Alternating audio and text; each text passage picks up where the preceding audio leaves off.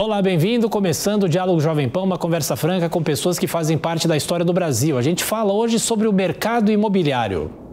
Apesar da crise, o setor imobiliário pode crescer até 5% nesse ano. O Secov de São Paulo já constata um reaquecimento e a criação de postos de trabalho. Para o consumidor, os preços são um desafio por causa do aumento da demanda. O setor habitacional também cobra dos presidenciáveis as reformas tributária e administrativa. O nosso convidado é o presidente executivo do Secov aqui de São Paulo, Eli Vertem. Seu Eli, mais uma vez, muito obrigado por estar aqui conosco na Jovem Pan. O senhor é sempre bem-vindo. Como vai? Tudo bem, Thiago? Como vai? É um grande prazer estar aqui com vocês. Nós que agradecemos. Bom, é importante falar sobre o setor da habitação aqui no país. A gente aqui em São Paulo vê muitos lançamentos, mas o setor sofre, claro, como qualquer setor em relação à crise e também à pandemia. Eu pergunto, o que se esperar para esse segundo semestre? É um segundo semestre mais aquecido? Como é que fica a questão dos preços, os produtos, os insumos desse setor, que a gente sabe que em alguns locais esses insumos estão faltando. Qual que é o balanço, o panorama que a gente pode ter e esperar até o fim desse ano? Então, Thiago, a gente está entendendo que agora, para esse segundo semestre, nós vamos viver um período de estabilidade. O mercado não deve crescer muito, basicamente porque a gente vai ter um segundo semestre num ambiente macroeconômico um pouco deteriorado por conta das eleições, Copa do Mundo, taxa de juros alta. Mas o mercado ele continua funcionando, ele está forte, ele continua vendendo, só que a gente entende que até o final do ano ele não vai ter grandes crescimentos. Ele está, digamos assim, numa fase de estabilidade, um pouquinho para baixo, um pouquinho para cima. Ele não deve ter uma forte subida. Com relação aos custos, de fato, esse é um grande problema para o setor, porque impactou o custo de obra, né? E o preço, evidentemente, não pode acompanhar o mesmo custo da obra, porque o poder aquisitivo das pessoas não acompanhou. Então, houve uma diminuição da margem, mas agora nós também temos uma tendência dos preços começarem a diminuir um pouco, ou pelo menos se acalmar. Então, a perspectiva para o segundo semestre é uma inflação menor, com o mercado estabilizado, caindo um pouco, subindo um pouco. Agora, em relação a esse mercado, né? Para quem precisa de financiamento, para quem precisa comprar casa própria, porque muitas vezes a necessidade de se comprar casa própria não é apenas um sonho, né? Às vezes a família está aumentando, a gente sempre falou isso aqui na Jovem Pan. O que a pessoa vai encontrar? Os financiamentos estão mais caros por causa da alta da Selic também? Há muita questão em relação ao próprio preço do financiamento, o financiamento mais caro. O consumidor consegue boas ofertas ou não? Então, é interessante essa pergunta, porque, na verdade, o financiamento imobiliário, ele não acompanha a mesma taxa de crescimento da Selic. A Selic subiu, digamos, de 3,4 para 14 e o financiamento imobiliário subiu de 7,5 para 8,5, 9 em alguns casos, até 10.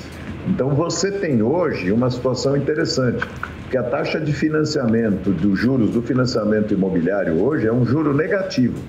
Você aplica o seu dinheiro hoje com mais rentabilidade do que custa o financiamento imobiliário. Evidentemente que com o aumento de custos, com o aumento da inflação, o poder aquisitivo fica um pouco diminuído. Então tem esse lado. Por outro lado, você tem um financiamento hoje com taxa de juros negativo, porque a taxa de juros da Selic é muito maior do que o financiamento imobiliário. E com uma condição interessante, porque na medida em que a taxa Selic vai ter uma redução ali na frente, né, no ano seguinte ou daqui a um ano, você tem a portabilidade do financiamento imobiliário. Então, você contratou, digamos, uma taxa de 9% ao ano, amanhã ela cai para 8%, você pode, no seu banco ou no banco concorrente, trocar por essa taxa menor. Então, eu diria para você que, neste momento, o financiamento imobiliário ele está muito interessante porque a taxa é negativa.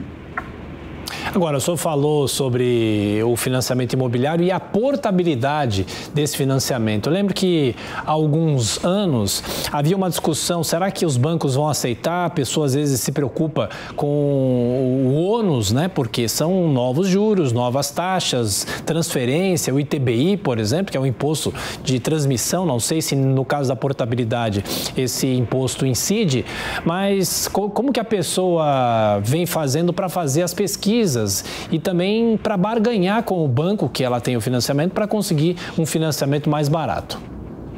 Então, tem várias hipóteses. Hoje nós já temos, e é verdade, você falou no passado tinha uma série de entraves, hoje não existe mais. Então você primeiro tem portais, assim como tem portais de agência de viagens e de passagens aéreas, hoje já fazendo uma pesquisa das melhores taxas bancárias. E você entra hoje no seu aplicativo do seu banco e faz essa migração, essa portabilidade com uma tranquilidade muito grande, é quase que automática. É claro que se você ainda é um cliente mais assíduo do banco, você ainda tem uma negociação que você pode fazer com o seu gerente. E nesta portabilidade, nessa troca de taxas e nessa concorrência, não tem imposto e não tem taxas. Você não paga um novo ITBI, é simplesmente uma renovação do seu contrato a uma taxa melhor, talvez até um novo prazo, um prazo mais esticado ou não, depende de cada cliente. Então isso hoje em dia é muito fácil e não tem imposto. Eli Vertem é presidente executivo do Secov aqui de São Paulo, conversando conosco na Jovem Pan.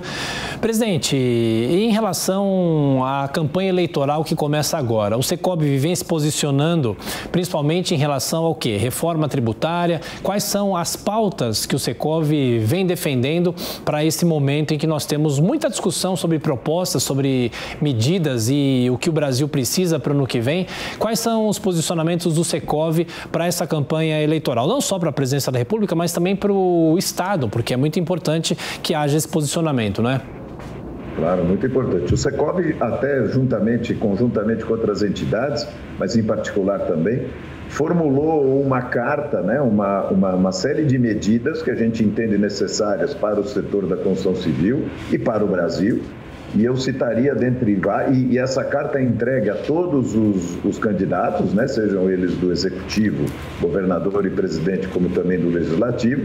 Todos recebem o mesmo documento e neste documento nós temos ali algumas questões colocadas. Uma delas é a reforma administrativa, antes da reforma tributária, porque o setor entende que antes da gente saber exatamente qual é o imposto que tem que arrecadar, nós temos que saber o quanto o país quer gastar. Então o setor defende uma reforma administrativa, um Estado menor.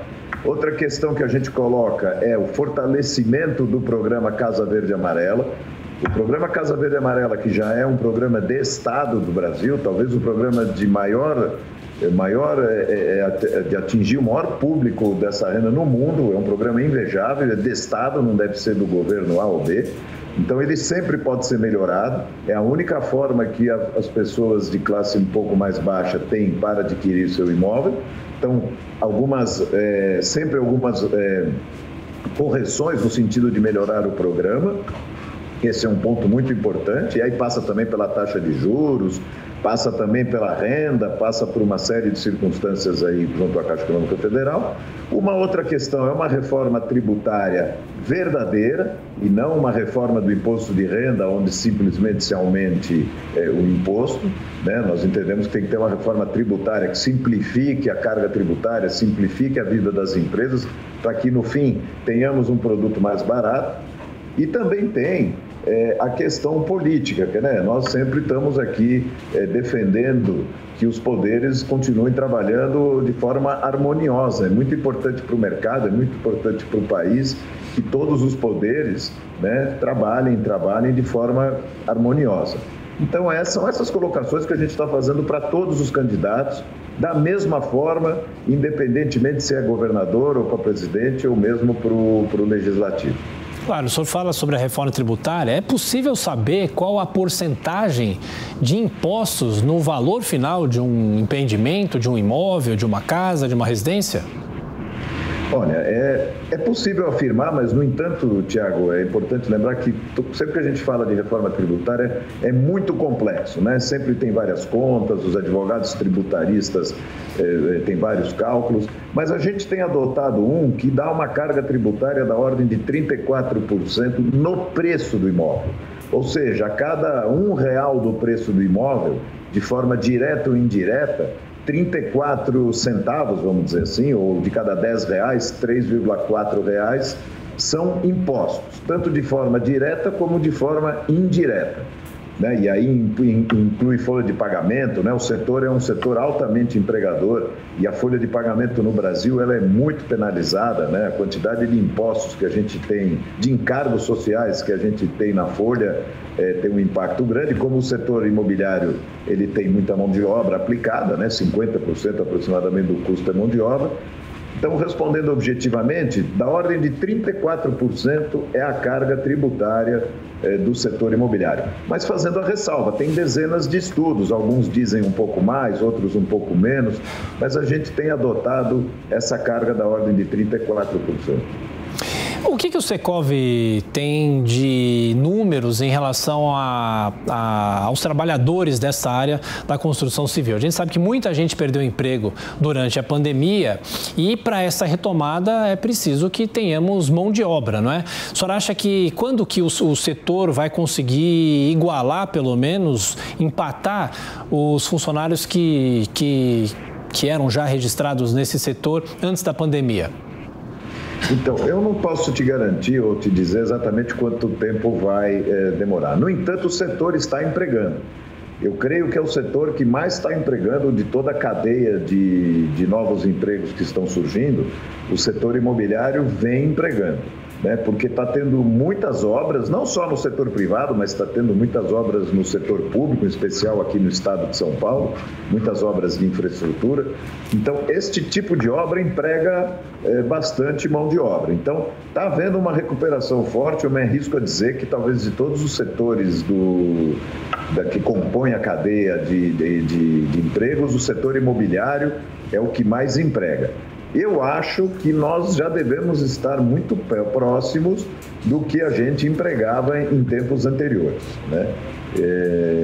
Eu não tenho exatamente os números, mas nós estamos empregando fortemente. E aqui em São Paulo, a gente tem uma quantidade enorme de lançamentos, principalmente imóveis de um dormitório, são imóveis mais centrais para também facilitar as pessoas que eventualmente se deslocam muito durante todo o dia, todas as semanas, todos os dias para trabalhar, para chegar ao trabalho. Qual é o perfil dos lançamentos aqui em São Paulo atualmente? Claro que São Paulo é o grande centro urbano, talvez isso se replique para outras capitais do Brasil. É verdade, mas São Paulo tem uma característica que é o plano diretor e a lei de zoneamento da cidade de São Paulo, que não é necessariamente a mesma de outras cidades. E a nossa lei de zoneamento e o nosso plano diretor, ele tem um conceito correto, que é adensamento ao longo dos eixos de transporte. Essa é uma premissa correta do ponto de vista urbanístico. No entanto, ele coloca algumas travas, primeiro na quantidade de território que se pode construir na cidade. Então, dá-se a impressão que tem uma quantidade enorme de empreendimentos sendo construídos, mas, na verdade, eles estão concentrados nesses eixos, e esses eixos são muito pequenos. E ele também tem, na nossa modesta opinião, vamos dizer assim, um equívoco na lei, porque ele também determina um pouco do produto, ele entra um pouco no produto que tem que ser aprovado. Então, você tem uma quantidade grande de imóveis, muitas vezes pequenos, e que não é necessariamente a demanda daquele terreno ou daquele local. Mas o empreendedor imobiliário, ele é obrigado a fabricar ou aprovar esse tipo de unidade nessa quantidade um pouco maior, em função da legislação, né? Então, é por isso que a gente acaba tendo uma grande quantidade de um dormitório. O 2 dormitórios, que é outra tipologia muito característica da cidade, ela tem a vocação da cidade. A cidade de São Paulo, eu diria, se a gente pudesse dizer qual é a tipologia dela, na média, claro, na sua grande maioria, é de 2 e 3 dormitórios, né? Mas o que a gente assiste um pouco de oferta de um dormitório tem um pouco a ver com a legislação que obriga o empreendedor a fazer. E tem a ver também com comportamento. Hoje você tem os jovens, as pessoas que estão iniciando a sua vida, ou mesmo as pessoas mais maduras, que não têm crédito, né? Você pega, por exemplo, uma pessoa aí na faixa de 60 a mais, ele pode não ter crédito, né? Porque o financiamento imobiliário tem uma conta que quando o cara tem lá 70 anos, ele não consegue crédito. Então, esse apartamento de um dormitório, ele cabe no bolso desse jovem que está começando a vida, desse casal jovem, dessa pessoa que está iniciando, como cabe também no bolso daquela família ou daquela pessoa ou daquele casal que está já numa situação diferente, que já encaminhou os filhos e quer morar, digamos, com mais praticidade, né, num imóvel menor. Então, é como você falou, a cidade de São Paulo, ela tem uma tipologia muito grande, porque nós temos aí 12, 13 milhões de habitantes, né? Então, no fundo, tem demanda para todos os tipos, porque temos todos os tipos de família e de necessidade. Claro, o senhor fala sobre a lei, né? A lei que ainda é discutida na Câmara Municipal aqui de São Paulo, e essa lei foi adiada, a discussão foi adiada para esse ano, inclusive, então a discussão está sendo feita nesse momento pelos vereadores, mesmo sendo um ano eleitoral, enfim, né? Mas eu pergunto, em relação ao plano diretor, o que São Paulo precisa hoje para garantir também, não só a sobrevivência de bairros que não tem tanta verticalidade, mas também para que haja um crescimento ordenado, o que quase nunca é possível, né? Então, o que São Paulo precisa, né? E aí cabe ao mercado imobiliário como empreendedor, como operador do sistema, nós precisamos colocar para a cidade, para o debate, né, o que a gente enxerga e a maneira como os nossos urbanistas enxergam. Hoje, você tem uma cidade que tem uma infraestrutura instalada, onde nós temos aproximadamente 20% a 25% da população usufruindo dessa infraestrutura instalada. E nós temos aí 75% da população, e aí é a classe média, não é só as pessoas mais pobres, é a classe média também, que está fora desse território que tem infraestrutura. Então, o setor imobiliário entende, e aí é uma questão de urbanismo e até de engenharia, que não é justo. O correto é que mais pessoas possam utilizar essa infraestrutura instalada, né, que já está paga, está instalada, foi paga por todos, que está subutilizada nesse território da cidade, que eu já falei que tem infraestrutura, e é claro que nós estamos falando sempre das regiões tendendo ao centro, ninguém quer morar na periferia, todo mundo quer morar em direção ao centro, isso é do ser humano, é mundial. Então, nós entendemos que deveria ter uma legislação que permitisse o adensamento e mais pessoas morando nesta cidade que tem infraestrutura.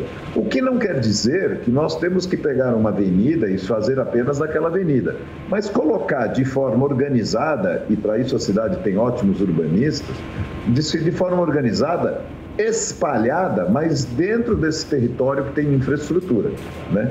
Então, objetivamente, o que o setor defende? Uma cidade mais inclusiva, uma cidade onde as pessoas possam usufruir de forma mais democrática a infraestrutura instalada, que as pessoas que estão morando muito longe, que demoram 3, 4 horas para se deslocar do seu trabalho para a sua casa e vice-versa, possam morar mais próximos do seu trabalho, porque nós não podemos esquecer uma coisa, Tiago, não adianta simplesmente a gente imaginar que as pessoas vão morar fora e se der um desconto no IPTU, a empresa vai se mudar para 5 ou 10 quilômetros daqui. Não vai. O emprego está nessa região que tem infraestrutura instalada. Então, nós temos que trazer mais pessoas de forma democrática e, é claro, com planejamento urbano, mais pessoas para dentro desse território da cidade com infraestrutura. A legislação atual, a nosso ver, não contempla essa necessidade. Ela tem uma narrativa que contempla, ou seja, adensar ao longo do eixo de transporte é uma narrativa correta, mas na prática, o que tem se mostrado depois de quase 10 anos do plano diretor é que não está funcionando desse jeito. Perfeito. Eli Vertem é presidente executivo do Secov, aqui de São Paulo, Sindicato da Habitação.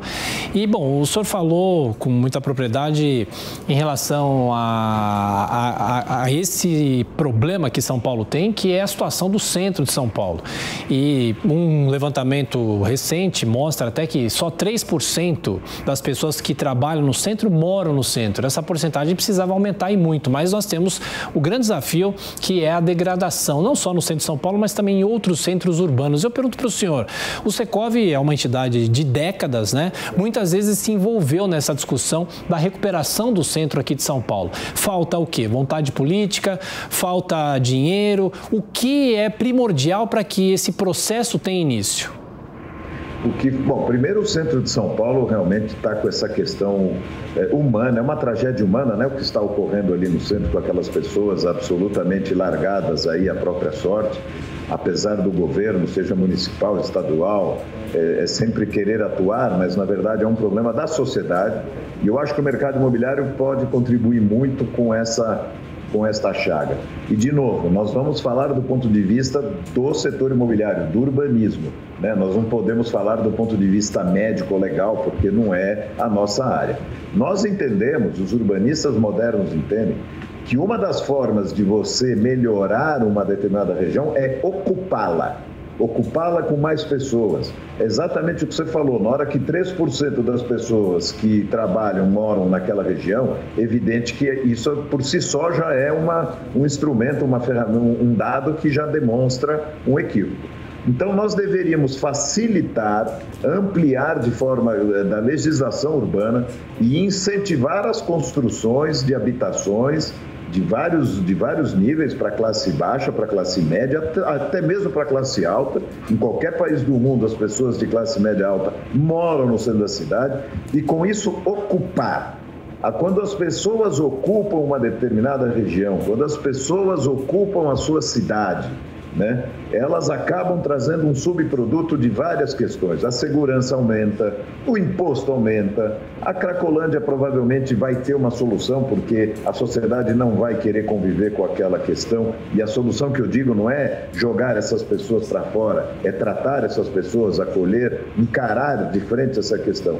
Então, o correto é ter legislações que incentivem a construção e a ocupação de pessoas morando no centro da cidade. E isso se dá de uma única forma: legislação.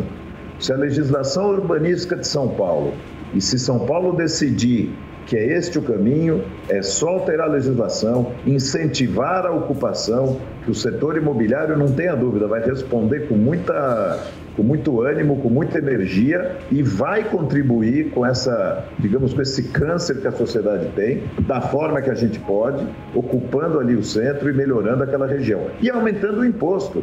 Não podemos esquecer que aqueles terrenos, aqueles espaços abandonados, eles não geram imposto. Cada vez que você faz um edifício, você transforma, por exemplo, um IPTU, que é único ali, que é o chamado territorial, em imposto predial. Então, você coloca ali 100, 200 apartamentos naquele terreno, aquele imposto lá de R$1.000 por mês passa para R$100.000 por mês, porque cada fração, cada apartamento paga um pouco. Então, pode-se fazer muito, Tiago, muito. Depende apenas de vontade política, de alterar a legislação, pegar exemplos de outros países do mundo, ver como outros países do mundo encararam essa questão da droga, da Cracolândia, não é nova, né? A própria Holanda, Amsterdã, é uma cidade que há 30, 40 anos enfrentou essa questão. Isso não é um problema brasileiro, é um problema do ser humano, é uma chaga humana, é uma tragédia humana. Então, bastava ter um pouco mais de vontade, um pouco mais de política e fazer legislações compatíveis com este objetivo, né, que é ocupar essa região. Claro, sem dúvida. E em relação ao mercado corporativo, muitos escritórios fecharam as portas ou devolveram conjuntos que estavam alugados. Em vez de ocupar 3 andares num prédio na Faria Lima, agora se ocupa apenas um andar e aí as pessoas ficam mais em home office. Isso interferiu de que maneira nesse mercado imobiliário do setor corporativo? Na época da pandemia, quer dizer, no choque da pandemia, no auge da pandemia, nos 2 anos lá da pandemia, de fato foi uma questão muito grave. O setor, esse segmento sofreu demais, porque, evidente, as pessoas ficaram em casa, os prédios foram fechados, né, por um período e foi, de fato, uma situação difícil. No entanto, o que a gente está vendo é uma situação um pouco diferente. Tem alguns setores mais modernos, talvez, eu não posso te falar, que tem lá o home office de uma forma mais implementada. No entanto, regiões como Faria Lima, Itaim, Chucre Zaidan e Paulista são regiões que já estão aí com a taxa de ocupação de antes da pandemia. Então houve uma recuperação, está havendo uma recuperação, porque ao mesmo tempo também que por exemplo, uma empresa pega uma semana e da semana um dia aquele colaborador trabalha em casa, também é preciso mais espaços, né? Então uma pessoa ocupava lá X metros, agora uma pessoa ocupa X metros mais alguma coisa. E tem uma questão humana, né? A gente tem percebido que pessoas gostam de pessoas, né? É muito difícil você progredir numa empresa, e aí vai um pouco de opinião pessoal, evidente. É muito difícil você progredir numa empresa, você progredir como pessoa, como ser humano, se você não interagir com outros seres humanos. É da natureza humana estar num local junto com todo mundo, ainda que não seja todo dia.